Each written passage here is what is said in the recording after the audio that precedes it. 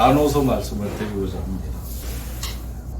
이 책 제목부터 말씀을 드리면 윤 정부와 근대화 세력의 미래. 그 책 제목이 윤석열 정부도 나오고 근대화 세력이라는 말도 나오는데 그 책 어떤 책이냐?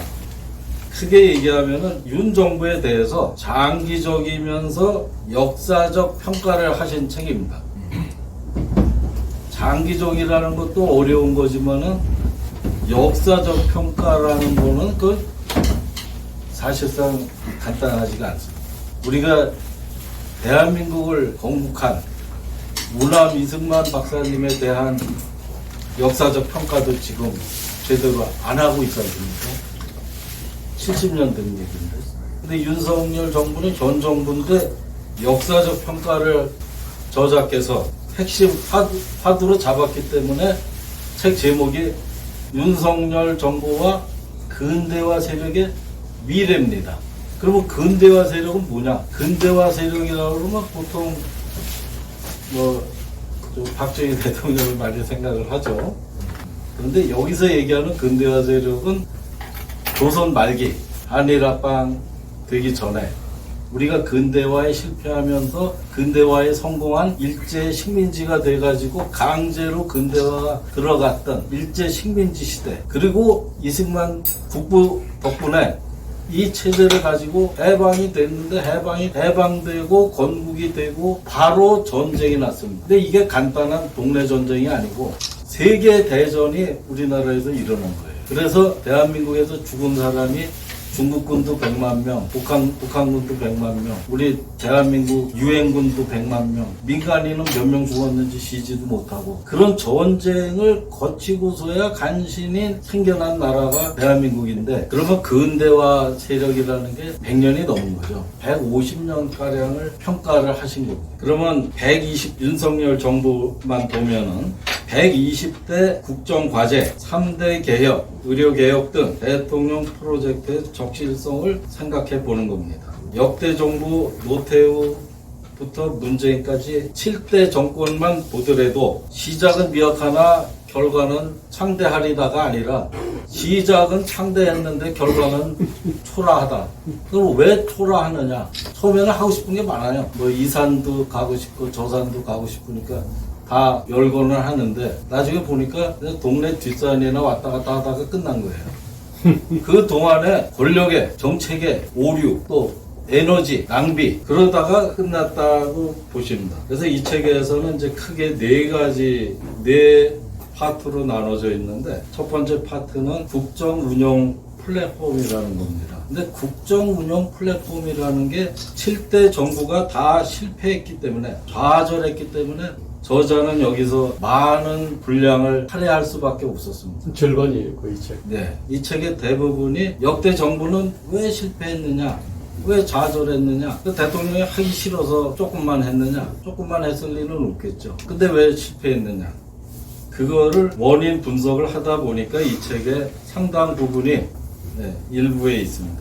2부에 가서는 이것도 또 짧은 기간이 아닌데 지난 40년간에 1987년부터 컨센서스가 이루어졌는데 그 다음부터는 대한민국은 발전하는 도약하는 단계로 가는 것이 아니라 그 컨센서스를 이루는 과정에서 자살하는 단계로 들어갔다는 것이 저자의 판단입니다. 40년간의 국내외 정치, 경제, 사회, 문화적 변화와 위기, 이것만 해도 하나만 해도 담론인데 이 모든 거를 지난 사회 디자인 센터에서 연구하셨다는 것이 참 대단하십니다. 3부에 가서 드디어 대안이 나옵니다. 그럼 어떻게 해야 되겠느냐? 이 대안은 지금 당장 해야 되는 대안도 있지만 또 앞으로 또 10년, 20년, 30년 바라보면서 대안을 만든 겁니다. 4부에 가서는 이제 총선 얘기가 나옵니다. 이 책은 총선 직전에 나온 책이기 때문에 총선에 대한 예측도 조금 있습니다. 그래서 4부가 지금 오늘의 화제인데, 자, 우리가 저자는 총선 전에 책을 냈기 때문에 결과를 모르고 예측을 하신 거고, 오늘은 결과를 알고 또 당면 투쟁 과제도 만들어 놓으셨습니다.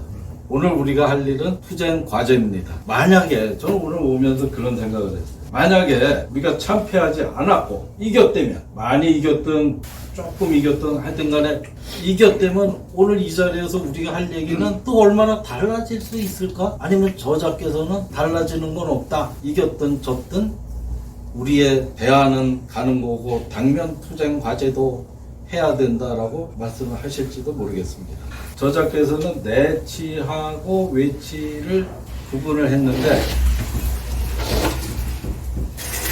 어떤 게 더 중요하고 어떤 게 먼저냐, 어떤 게 달걀이고 어떤 게 닭이냐는 사실 우리나라 경우에는 내치를 잘했는데 외국에서 침략이 오면 끝장이고, 외국에서 침략 온 걸 잘 막았어도 또 내치를 잘 못하면 그것도, 그래서 그 외치라는 부분에 대해서는 윤 정부가 그나마 그래도 저 한미 동맹도 하고 뭐 한일 관계도 좀 잘 개선을 하고 또 미중 전쟁에서 대치도 잘 하고 있다고 보기 때문에 여기서는 그 외치에 대해서는 덜 할애하시고, 내치 관련해서는 국정 운영 플랫폼을 재건축 수준으로 리모델링 해야 된다. 리모델링을 하는데 다 때려부시고 새로 짓는 재건축 수준으로 해야 된다. 그게 결국은 재건축을 해야 된다는 거죠. 인테리어 바꾸고 파이프 바꿔가지고는 안 되는 수준이다. 그래서 외치와 내치, 그 다음에 법치와 정치. 윤 정부는 검찰총장 출신 대통령과 그분이 아는 검찰 또는 뭐 그 관계 분들이 와가지고 법치에 대해서는 뭐 별로 할 말이 없을 것 같아요. 그렇지만 정치는 문제가 있다고 보는 겁니다. 나 아까 말씀드린 그 경제와 경제. 경제는 뭐 경제 전문가들이 있으니까, 또 경제를 다루는 정부 기관이 있으니까 어떻게 한다고 치더라도 경제는 뭐 그런 조직 없잖아요. 그래서 저는 여기서 경제를 하시는 분이 있으실 것 같은데 그런 분들을 좀 기용을 해서 국가를 운영해야 되지 않겠느냐 하는 생각이 들고, 네 번째가 관료냐 정무냐입니다. 정책이냐 정무냐. 네, 그렇습니다. 관료적 정책과 그다음에 정무. 관료적 정책과 정무. 근데 사실 뭐 이게 뭐 동전의 앞뒤 같기도 하지만은 굉장히 달라 보입니다. 지금 우리나라에서 필요한 거는 관료를 더 늘려서 해결되는 것보다 정무적 차원에서 판단을 해야 될 거라고 보입니다.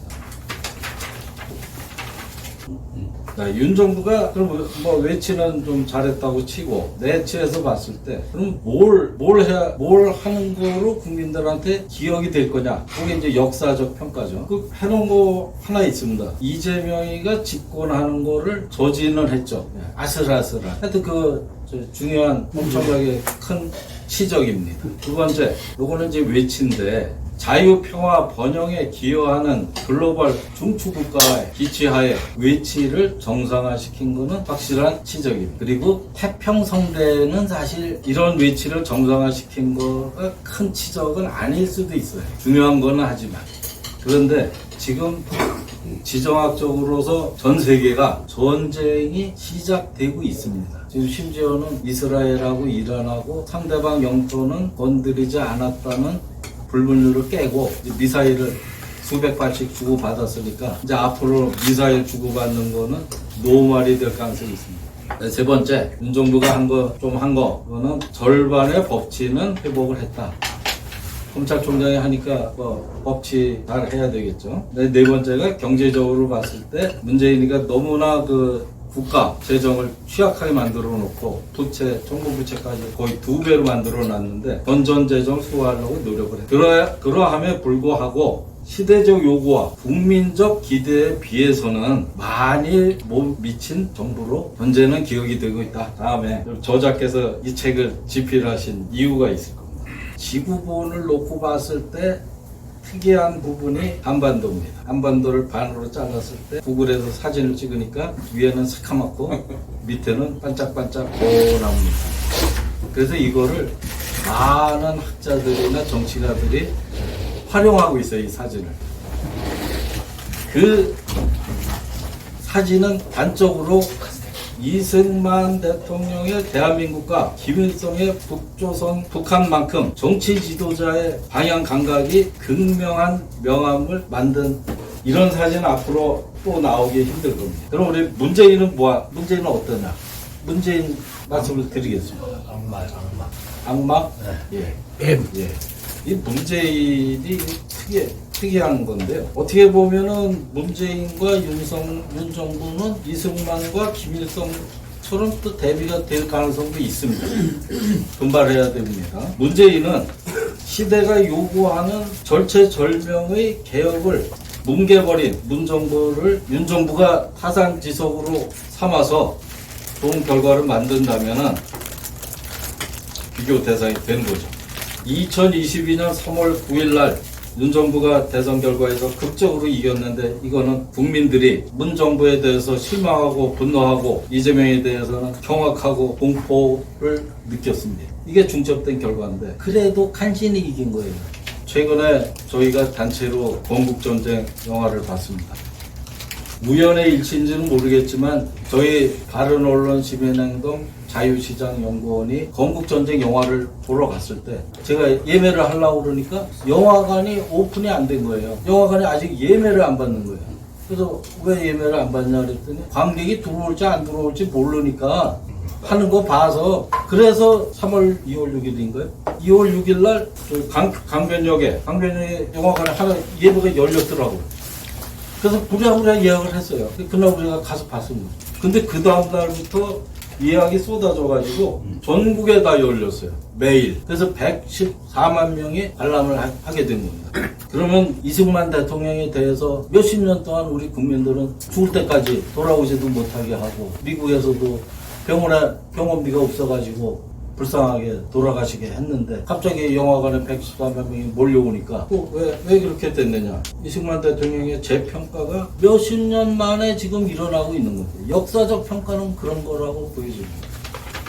문재인 정부가 특이한 정부예요. 문재인 정부는 2018년 지방선거하고 2020년 총선에서 압승을 하고 정권 말기에도 지지율이 40% 수준이었어요. 그런 정권은 아마 전무후무할 겁니다. 중간선거 다 이기고, 중간선거 다 이기고, 끝날 때도 인기 좋고, 여론조사하면은 잘 나오고. 그런데 역사는 문재인을 어떻게 평가할 거냐. 저분은 악마라고 평가를 하셨는데, 역사는 나라를 말아먹고 팔아먹은 조선의 최악의 임금 보종. 원래 인조하고 고종을 내가 넣었는데 인조를 떼고 고종만 했는데 저는 인조 고종. 인조는 행복했으니까 그것도 마찬가지긴 하니까 괜찮네요.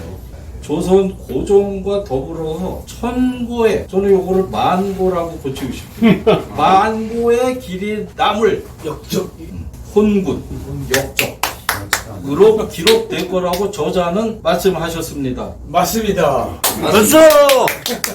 자, 그러면 지금 윤 대통령과 그 핵심 측근들은 이러한 엄혹한 평가를 받아야 되는데 이런 평가를 받으려면 밤에 식은땀을 흘리면서 잠을 자야 됩니다. 과연 고종 옆에 있던 이완영이가 될 것인지. 다음에 근대화 세력. 지금 현재 보수 우익, 일명 태극기 부대 여기에 대한 성격은 어떠냐. 우리가 보수, 좌파, 진보 이렇게 보통 편의상 나누는데 이쪽에 우파는 자유, 보수, 우파, 애국 이런 얘기를 합니다. 저쪽에서는 민주, 진보, 개혁, 시민, 노동, 민중 소위 진보 진영 이렇게 얘기합니다. 그럼 우리가 보수냐 진보냐 그 싸움은 제가 볼 때도 아닌 것 같아요. 우리는 보수고 쟤네들은 진보냐. 쟤네들 과연 진보에 뭐 하고 있습니까? 영국이나 미국 같은 나라는 역사와 전통이 국민들이 자랑스러워한다. 그래서 보수라는 게 있는 거예요. 내가 자랑스러워하는 역사와 전통을 지키고 싶다. 보수하겠다. 그리고 또 진보도 있는 거예요. 그냥 맨날 보수만 하면 되냐. 역사와 전통도 좋지만 또 새로운 길도 찾아보자라는 진보가 있을 수 있는 겁니다. 근데 우리나라는 뭐 그렇게 자랑스러운 역사와 전통이 국민들이 특별히 많지 않습니다. 근데 고칠 거는 첩첩산중인 대한민국에서 지킨다는 뉘앙스가 강한 보수라는 말도 꺼리는 말이고 그래서 우리는 보수라는 말보다 자유, 뭐 애국 이런 말을 많이 사용하게 된 겁니다. 문제는 뭐냐면 자, 한국에 어쨌든 간에 뭐 보수도 있고 진보도 있다고 치자고요. 좌파도 있고 우파도 있다고 치자. 그런데 미국이나 영국은 좌파든 우파든 플랫폼은 똑같아요. 그 플랫폼 위에서 보수를 할 거냐 아니면 보수 좀 덜하고 진보를 할 거냐 그거지 플랫폼이 다른 건 아닙니다. 그래서 미국에는 진보는 자유예요. 리버럴이고 보수는 보수입니다. 진보라는 건 아주 정부에서 좀 나 좀 내버려둬 내가 살고 싶은 대로 살게 그런 정도예요. 저거를 때려부시자 그런 개념은 아닙니다. 근데 우리나라에는 플랫폼이 달라요. 그렇기 때문에 좌도 아니고 우도 아니고 진보도 아니고 보수도 아닐 수 있는 겁니다. 다른 거예요. 뭐가 다르냐? 애국 세력은 자유와 번영을 추구하는 거고 소위 운동권, 진보라고 자칭하는 운동권은 공산당입니다. 말은 여러 가지를 표현해요. 민주라는 것도 쓰고 평등이라는 것도 쓰고 어쩌고 저쩌고 씁니다. 인권 뭐 갖다 붙이긴 해요. 그렇지만 결과적으로 우리하고 다른 겁니다. 우리 자유, 애국, 보수하고 저쪽은 다른 거예요. 뭐가 다른 거예요? 플랫폼과 목적이 다른 겁니다. 쟤네들의 목적은 뭐냐? 공산당입니다. 공산화입니다. 쟤들의 목적은 북한하고 중국 공산당이에요. 그렇게 하고 싶은 거예요. 그래서 조국이가 얘기한 겁니다. 니네들은 가재, 개, 붕어, 나는 용. 그게 실수로 말을 했는지 아니면 뭐 진짜로 그렇게 생각을 하는지는 모르겠지만 그게 걔네들의 목적이에요. 문재인이가 북한에 가서 남측 대통령이라고 그랬잖아요. 남측 김일성이가 되고 싶은 거예요. 그래서 국민들을 꼼짝도 못하게 하고 하루에 10시간씩 세뇌시키고 말 안 들으면 잡아가고 그거 하고 싶은 거예요. 요거는 제 말이고. 네. 저자 책이 없는 내용. 아, 명언이라고. 책이 없는 내용이에요. 아, 명언. 오늘 대판님 중 최고 명언. 그 부분은 제가 설명드릴게요. 그래서 요 말씀을 드리면서 네. 저자가 계시기 때문에 발제를 마치겠습니다. 문 정부와 운동권 정치는 북한, 중국 공산당, 19세기 조선의 위정 척사파 등 근대화와 문명화 역행 세력이다. 네, 이건 제 얘기입니다. 이상 발제를 마치겠습니다. 연희 선생님이 아주 발제를 잘하셨어요. 제가 이제 우리